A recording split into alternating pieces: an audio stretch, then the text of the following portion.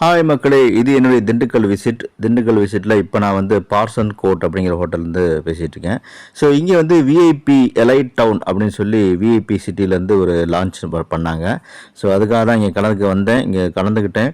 இந்த launch program வந்து ரொம்பவுமே கிராண்டா நடந்துச்சு. ஸோ இதில வந்து விஐபியுடைய சிஇஓ வந்திருந்தாரு. அவர் வந்து மேடையிலேருந்து ஒரு கொஸ்டின் கேட்டாரு. அதுக்கு நான் ஒரு பதில் சொன்னேன். அது சரியான ஆன்சர்ன்னு சொல்லி எனக்கு ஒரு சின்ன சன்மானமும் குடுத்தாங்க. அது ரொம்பவுமே ஹாப்பி மொமெண்ட்ஸ். ஸோ அத நான் உங்க கூட ஷேர் பண்ணிக்கிறேன். எனக்கு ரொம்ப சந்தோஷமா இருந்தது. அதுக்கப்புறம் திண்டுக்கல் சுத்தி பார்த்தப்போ, ஜிலேபி கிருஷ்ணய்யர் அப்படின்னு சொல்லி ஒரு கடைக்கு போனோம். அங்கே வந்து அதாவது திண்டுக்கல்ல வந்து இப்போலாம் ரொம்பவுமே ஃபேமஸ் அப்படின்ட்டாங்க ஜிலேபி. சரி அங்கே என்ன வித்தியாசமா இருக்குன்னு சொல்லி பார்க்குறப்போ, 2 ஜிலேபி குடுத்தாங்க. ஒரு ஜிலேபி பெருசா இருந்துச்சு, இன்னொன்னு சின்னதா இருந்துச்சு. பெரிய ஜிலேபி நல்லா ஸ்வீட்டா இருந்துச்சு. சின்ன ஜிலேபி கொஞ்சம் ஸ்வீட் கம்மியா இருந்துச்சு. ஸோ அப்படி தான் இருக்குன்னு சொன்னாங்க. அது போக வந்து லஞ்ச் நம்ம சாப்பிட்றப்போ ஒரு சின்ன ஒரு தம்பதிகள் நடத்துகிற ஒரு பாண்டியன் பிரியாணி ஹோட்டல் அப்படிங்கிற ஒரு சின்ன கடைக்கு போனோம். ஸோ இங்கே பிரியாணி வந்து சீரக சம்பா பிரியாணி சூப்பராக இருந்துச்சு. 1/4 பிளேட் வந்து ரூ. 70 சொன்னாங்க. 1/4 பிளேட் அப்படின்னு சொன்னோடனே எனக்கு ரொம்பவுமே பழைய ஞாபகங்கள் வந்துச்சு. ஏன்னா வந்து இப்போல்லாம் நம்ம ஹோட்டலுக்கு போனால் ஜஸ்ட்டு போய் நம்ம சிக்கன் பிரியாணி வேணுமா மட்டன் பிரியாணி அப்படி தான் கேட்குறோம்.